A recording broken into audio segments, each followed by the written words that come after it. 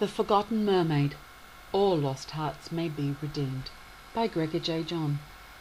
12. The trio around the smoking bonfire took a rest.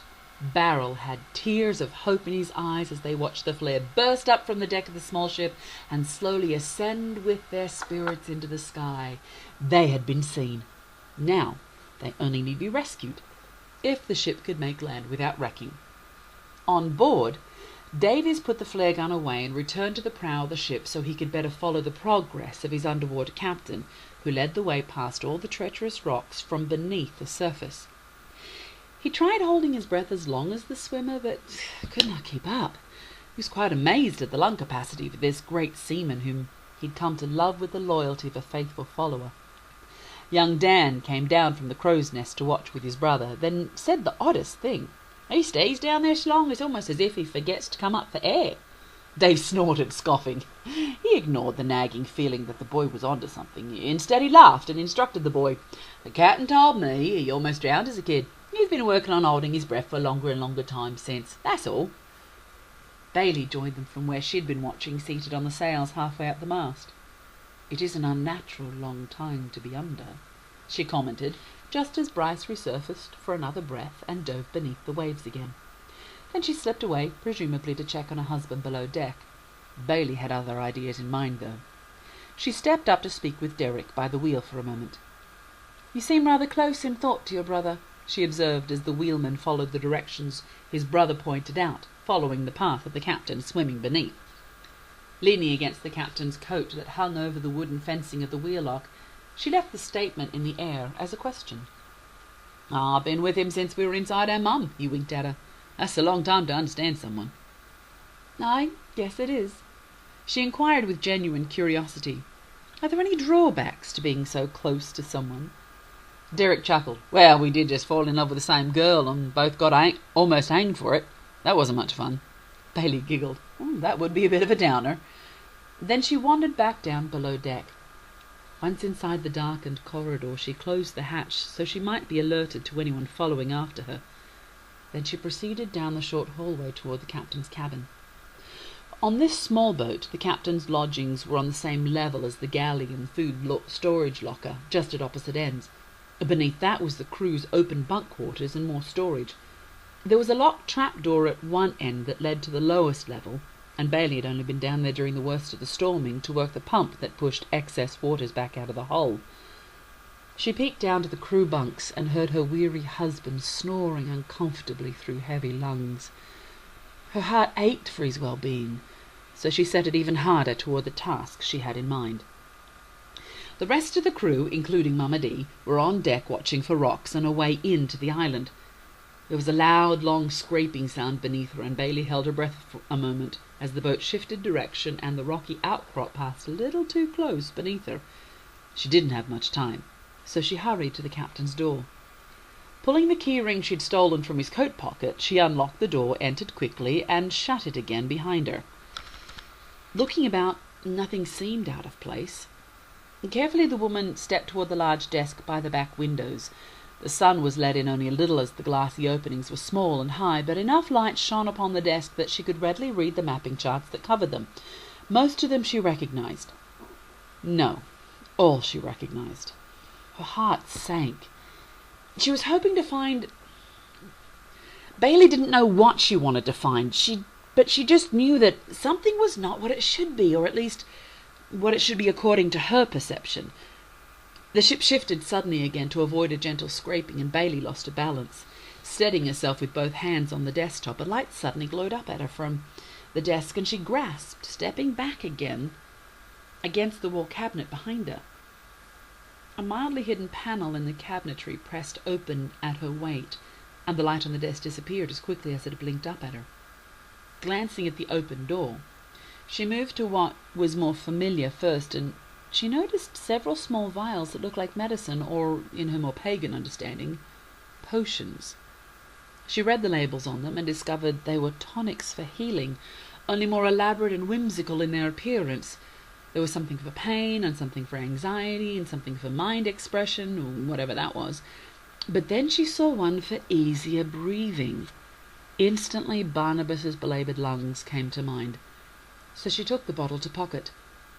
Behind that was what looked like a small rum bottle with a silver label stating Dragon Tears mineral water.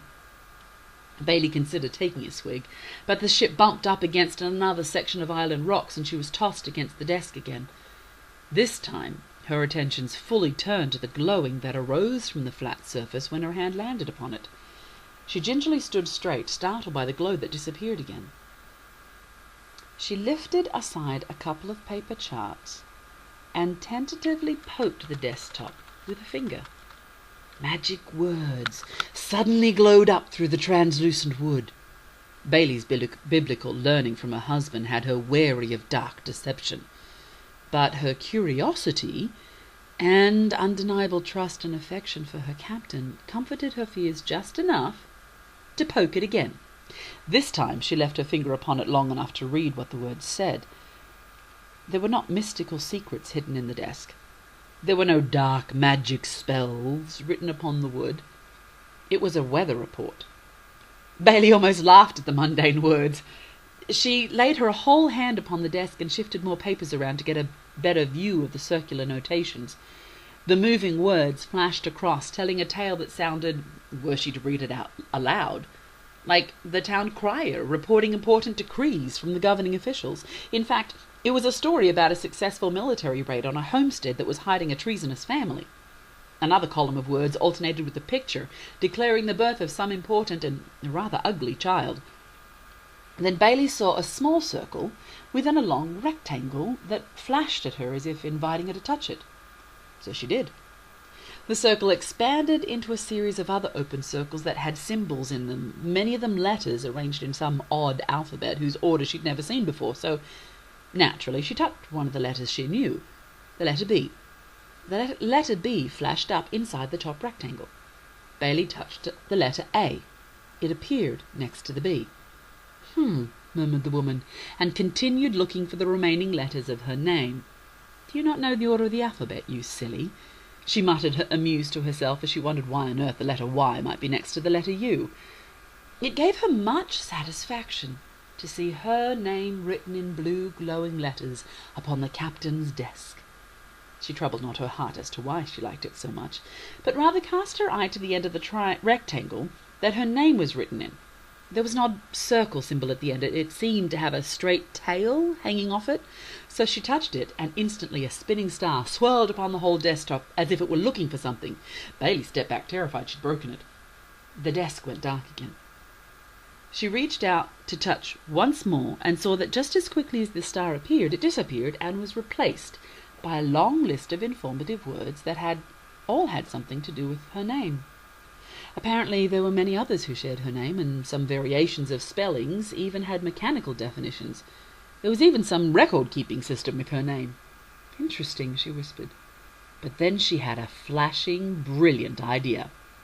Bailey repressed the first little circle that brought up all the letters and typed in another name, Captain Bryce Deleuze. The same star flashed only for a second, as if it already knew this name very well, and then Bailey began to read. She'd only gotten about halfway through when she heard shouting on deck as the ship suddenly veered toward the island. She stood up to glance out the high windows and saw only ocean behind it. Listening at the door, she could discern that the captain had found a way in and that her husband was calling for her. The desk had turned to normal wood again, so she rushed to answer Barnabas's call. Locking the door behind her, she repocketed the keys and pulled out the small, easy breath vial. At her husband's bedside, she put the open vial to his lips and bid him drink a little. When he swallowed, a sudden cough burst up from his lungs, but then he took in a deep, deep breath and smiled at her like he used to smile at her when he was well. "My darling, you look so tired." He took her face into his gentle hands and kissed both eyelids as she closed them. The missionary wife's heart melted, and she fell into his arms as he sat up to hold her with strong comfort against his chest. Her ear pressed against him. She heard no rattling sound from within, only the strong beats of his dedicated heart. Bailey cried with relief. On board, Derek gripped the wheel tightly as the captain swam toward an alarmingly solid-looking cliff face. Davies exchanged a worried glance at his brother as he directed him straight at it. Yet the captain surfaced again with a smile and assured the man to trust him, then dove beneath the waters again, steering the ship right into and through the cliff face illusion. The ship settled in the calm waters of a long corridor beneath tall cliffs. There was a gently flowing waterfall at the far end, and the ship was guided quietly and calmly toward it. At its base, the captain climbed back onto the deck of the ship and suggested they anchor there for the night. Above them, the three men who had signalled from the fire on the beach around the far end of the island suddenly appeared. The biggest of them jumped into the cold waters with a massive bombing splash. And while his two companions settled into camp at the top of the cliffs, Barrel clambered on board the Pursuit to report the tale of woe, terror, and magical wonders of the island. The crew listened with growing superstitious fear, but Bryce smiled and looked very pleased with himself. He had finally found what he was looking for. Barnabas, strangely well and in full health again, warned them gravely of dark magic and set himself up to spend the night in prayer against such an onslaught. Bailey cast accusatory glances at Bryce, and he wondered what ill will she suddenly held against him. But then he returned to his cabin, and after closing the hidden medicine cabinet, noting what was missing, he sank sadly into his chair, understanding all that had and was about to happen. But it was not until he checked his news report and saw the search history and read what had been read while he was gone that he began to truly grow concerned.